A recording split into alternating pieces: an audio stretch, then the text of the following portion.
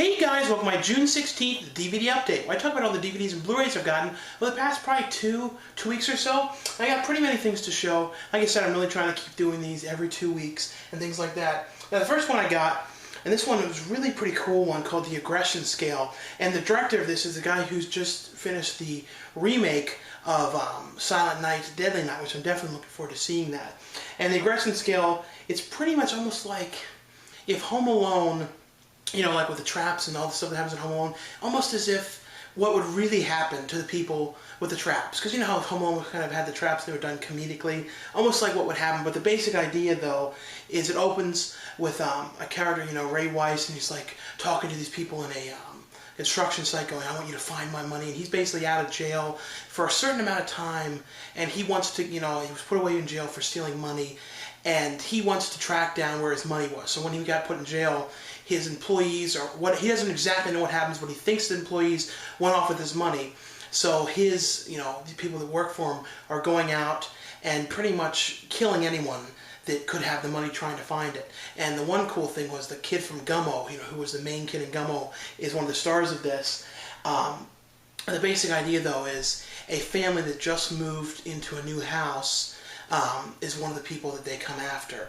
And the kid, basically the kid has all, you know, he was put away, and I'm not going to say exactly what happened, but he was away for a very long time, and he's out. And he's a little kid, probably like 12 years old or something, and he's there with the, you know, in the house. And when this is happening to the family, he runs off and he has all these little things he's building, and he basically is like a survivalist, and he knows everything. So basically, let's just say things are go very differently for the people that are trying to get the money. Very well done, very creepy, you know, concept, and something a little different, you know, I thought. And I thought one scene too near the end was so much like Home Alone. I loved it. You know, if you know, that kind of weird stuff, and you know, Derek Mears is also in the movie. I don't know. And I also realized that the lead in the movie, who was like the main bad guy, and I kept thinking, what do I know him from? And he was in, you know, and I'm sure he doesn't want to be known for these, but I know these are one of the things that I specifically knew him from. He was in the Willies as like the one guy's like, we take those things for here or to go. He's like, to go. And he was also in Return of the Living Dead 2 as like the boyfriend. But definitely check this one out. I really like this a lot. The next one I got is from Warner Brothers, and it's Project X. And basically, if you haven't seen this movie, it's basically a found footage movie. It's about these three kids who are kind of not really very popular at the school, and there's also the camera guy played by Dax Flame, who's, you know, I don't think he's on YouTube anymore, but he was a really big, like one of the early days of YouTube, you know, stars and things like that. But the basic plot is that they're throwing a big, huge party, and these are kids that really were never popular in school, and they're kind of throwing this in hopes of becoming a name for themselves before they graduate. And that's the main concept, is it's all done through documentary style. And the Dax Flame character is basically filming everything. And, you know, it's not like, I think it was like, it's filmed documentary style, but like there's certain times when like, if a certain character is in their own place, they take out like their iPhone and things like that so they get their angle. Just one of those kind of ones. It's not like totally found footage, like exactly, because, you know, it doesn't totally play out like a Cloverfield or something like that, where it's, you know, one angle and things like that. But don't look at it totally just as a found footage thing, because, like, you know, it was filmed so well and things like that. It wasn't like poorly filmed, it was filmed professional. But the basic thing is, though, they have this party, and, you know, the house that it's at, the family's like, well, now, you know, you're going to have some kind of party, and, you know, no more than 5 or 10 friends.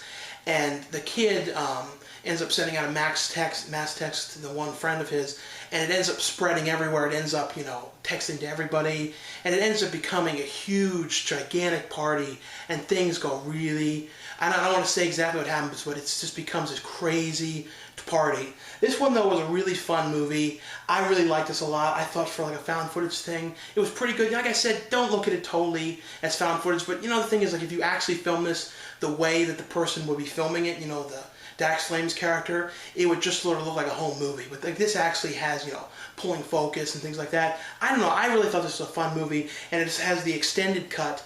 And I think the one character who was, you know, the guy in Scary Movie, I think his scene, there's a scene with him, was one of the extended scenes. Simon Rex. I can't remember if he was in the original cut or not, but I didn't remember seeing that. And the next one I got It's from Paramount, and it's Jeff Who Lives at Home. And this is a Jason Segel movie, which I really, really liked. And Jason Segel plays this, very downbeat, not, big and anything like that. And I really liked it. And his character is basically someone who is a big fan of the movie Signs and really believes in signs and the fact that everything happens for a reason and that he has like a big purpose in life and he really hasn't figured out what it is.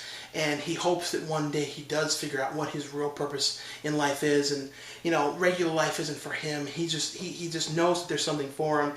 And he ends up getting this call, I think the guy's name is Kevin, like, asking for Kevin, something like that. So then he ends up getting a call from his mother, because he lives home with his mom. And his mom's like, I need you to fix that broken shutter.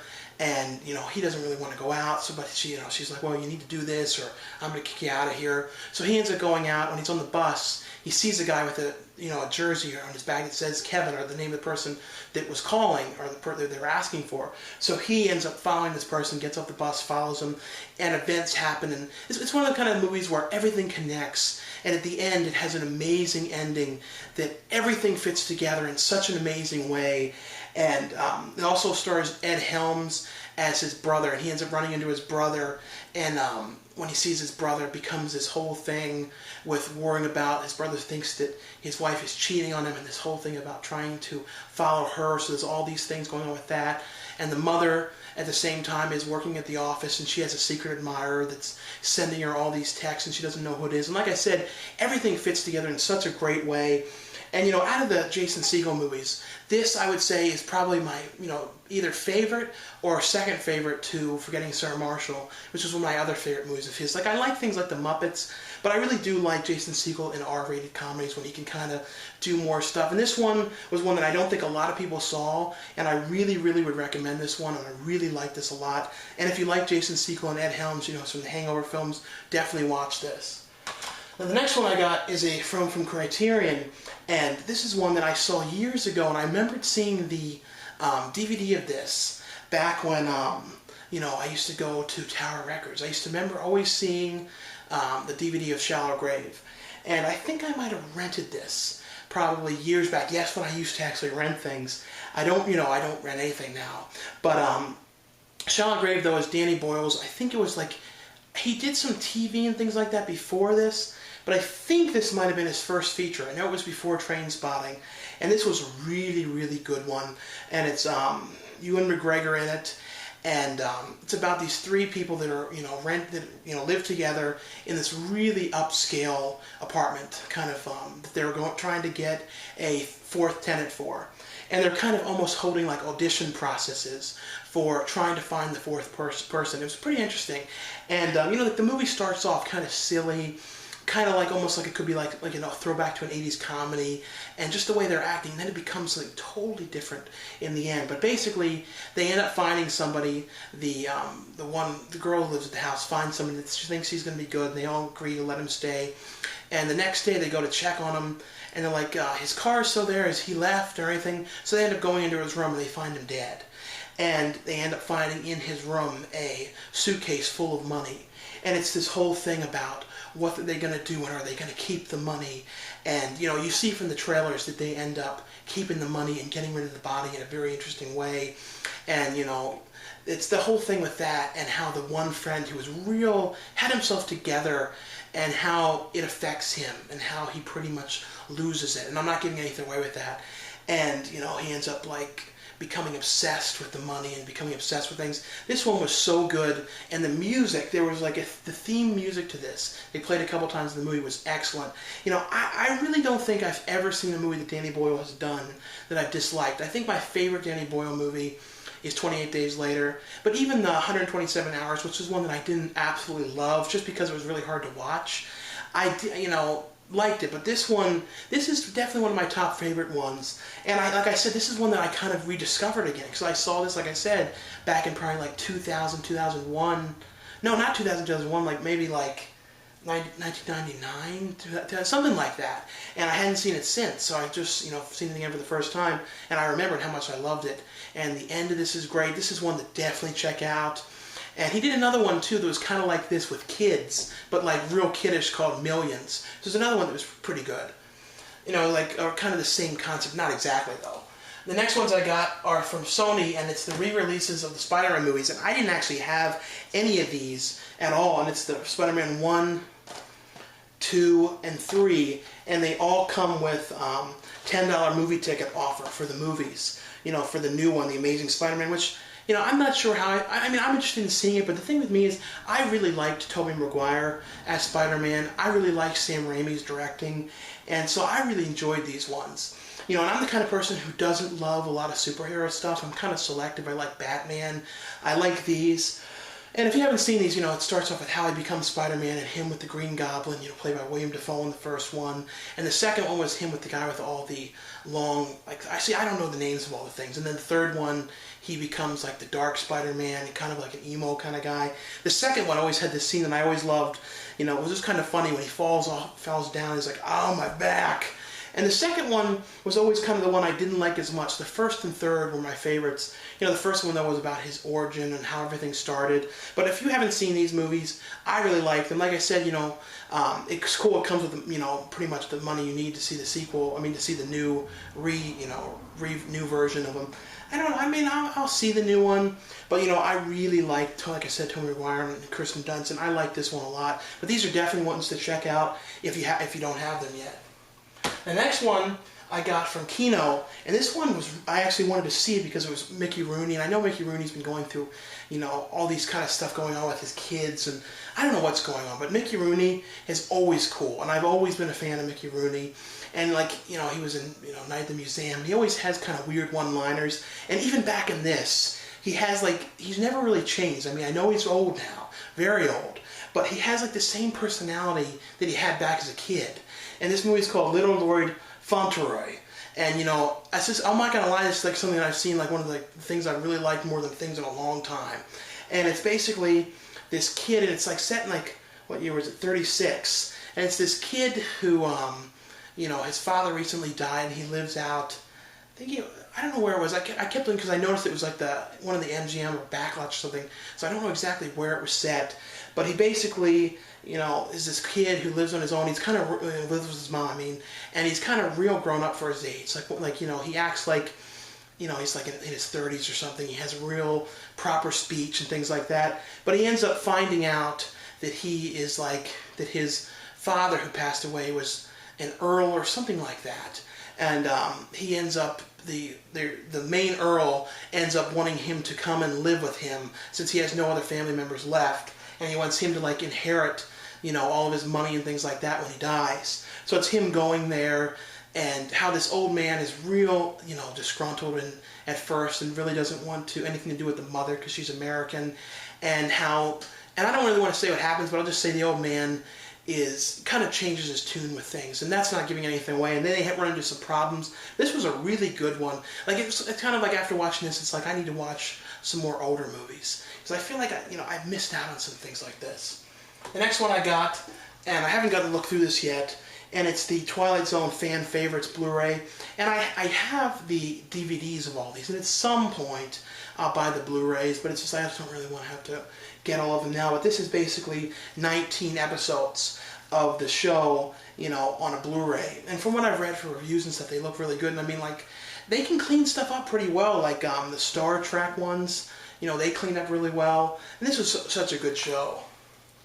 The next one is this one's directly sold from Shout Factory's website. So I'll put a link for this, the direct link to this. And it's The Sailor Fell from Grace with the Sea. And this is one of these movies that I have really liked for a long time.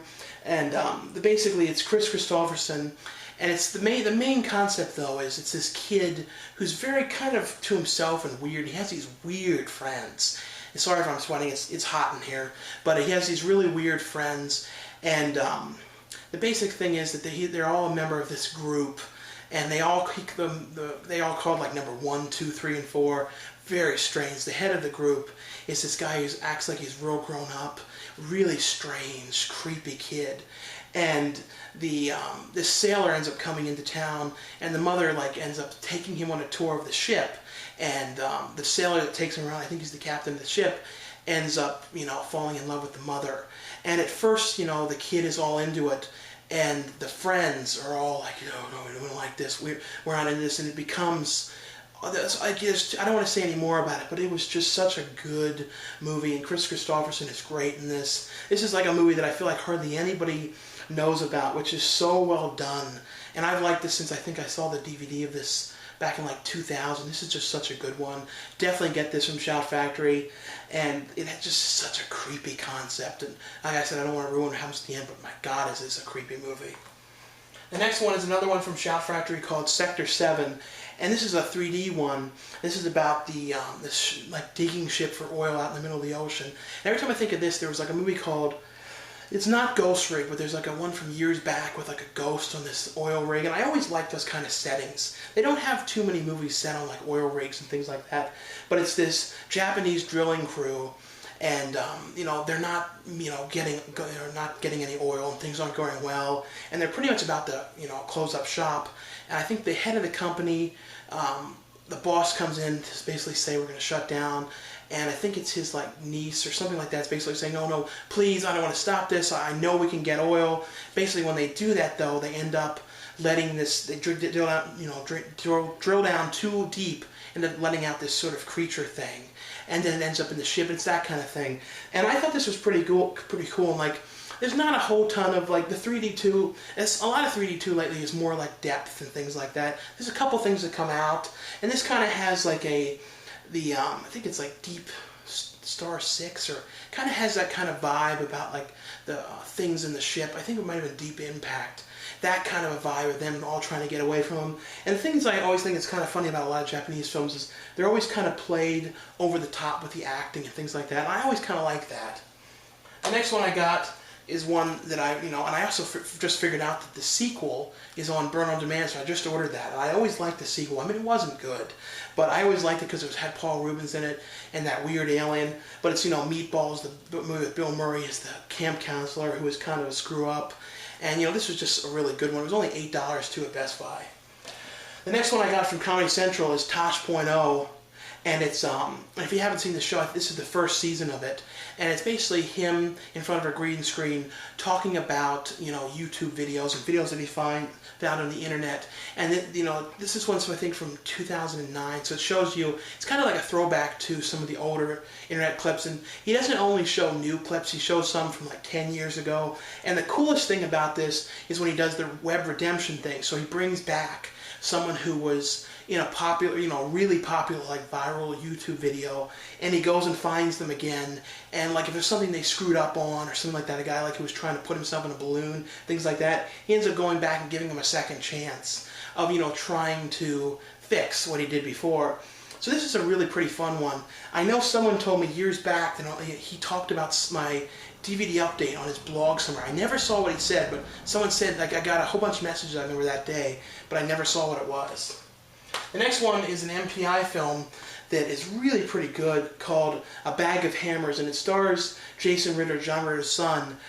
And the basic movie is about these two guys that kind of have this scheme of, you know, a parking scheme, when they basically, like a valet scheme, they basically put a sign for valet, you know, up at like funerals and things like that. So when they get the keys, they end up stealing the car and selling it to this guy.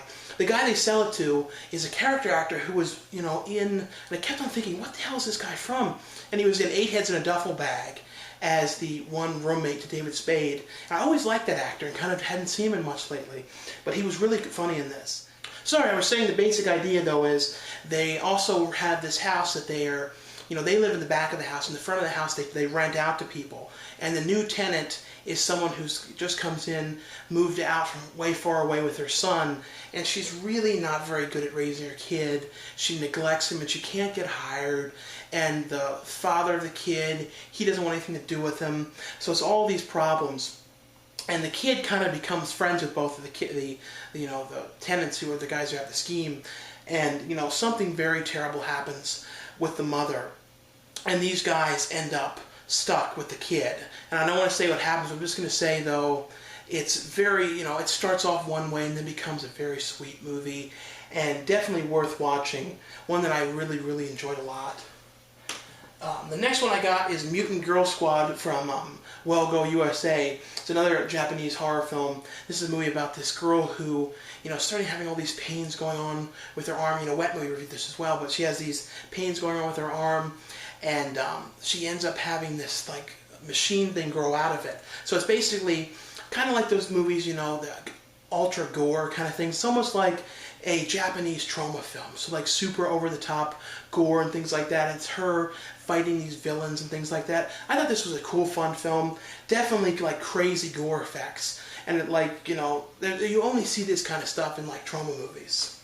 The next one I got, onto the DVDs. This is one that I really had wanted to watch again. I remember they used to play this a lot on like HBO, I think, back in like because I think it was like 99 or so. And it's Carol Kane and Molly Ringwald in Office Killer, and this is from Echo Bridge. And it's basically this office building that's kind of going through like kind of downsizing, trying to cut hours. And Carol Kane is like the secretary at the place, and she's been there for years. I think she was like one of the earliest employees. And they end up cutting her back to working only during the day. And when this happens, she ends up kind of losing it. And people at the office start dying off one by one. And Molly Ringwald was in this, really good in this. This is a really weird, creepy film. The end is really weird. I like this one a lot. I remember watching it before and really liking it. But this is a really good one. And it accidentally starts, though, with the killing was a total mistake because the one employee who kind of hits on everybody, who's kind of like the ladies' man there, he ends up something happens with the computer, so he's trying to like unplug it, plug it back in. So he turns off the power to get down there and unplug it, something like that. So she ends up turning on the power switch and electrocuting him. And basically from there, though, people all start dying off because he kind of likes how it goes. But this is that kind of thing, like a weird black comedy type slasher. This is a really good one, though. The next one I got from them, from Echo Bridge as well, is called Nirvana. And it's a Christopher Lambert film with him, as the star. I think it's an Italian film because I think it was dubbed over. And the basic concept, though, is it's kind of like a Blade Runner kind of thing. And he's like a video game guy. It was a little hard to figure out, but he's like a video game guy, and something goes wrong with it, and he's trying to track things down. Like I said, I was very confused with some of the things. I did like it, though. The video game character, though, kind of starts talking to him, and it kind of reminded me of like Sega CD games. If anyone remembers those ones where you could it was like a video and you could play it and they would talk and stuff like that. It's kind of like that. This is definitely like worth watching if you like things like Blade Runner. The one thing I did think was cool was like they did a really good job on like the futuristic sets, things like that. They definitely put a lot of money into that. Oh yeah, I have one more Blu-ray I didn't show, and it's I try and put things like in an order. It's from Synapse Films, and it's Dolph Lundgren and Red Scorpion, and it's a kind of like an action kind of film. And it's basically, the plot of this is, I'm trying to explain this well, because I was another one was a little bit confused with some of it. I think it's a Russian in the army. He's kind of like can basically kill anybody. He's like almost like a machine kind of guy. And they end up sending him on this mission to try and befriend this one guy, that they're enemies with. And, he ends up getting to, basically get arrested and become friends with him. So they get taken to the certain person he's supposed to kill. And that's sort of the main thing. Like I said, I got kind of confused with some of it. I thought it was okay. I mean, if you like these kind of things, it was pretty good. I do wish it had kind of more, like, kind of grindhouse style, like, cheesy synth, because this kind of movie kind of reminded me of those Italian ones that are like The End of the World and those kind of things. Tom Savini, though, did some of the effects in it, so it was pretty cool stuff that he did. And there's a cool interview on here with him talking about it and, making the experience, and he has some of his behind-the-scenes footage. Because I know his behind-the-scenes footage always becomes like really popular, like the ones that he did for Day of the Dead. And I think there's like some rare stuff he did for Creepshow. But this is kind of like a Rambo kind of movie. I thought it was pretty good, though.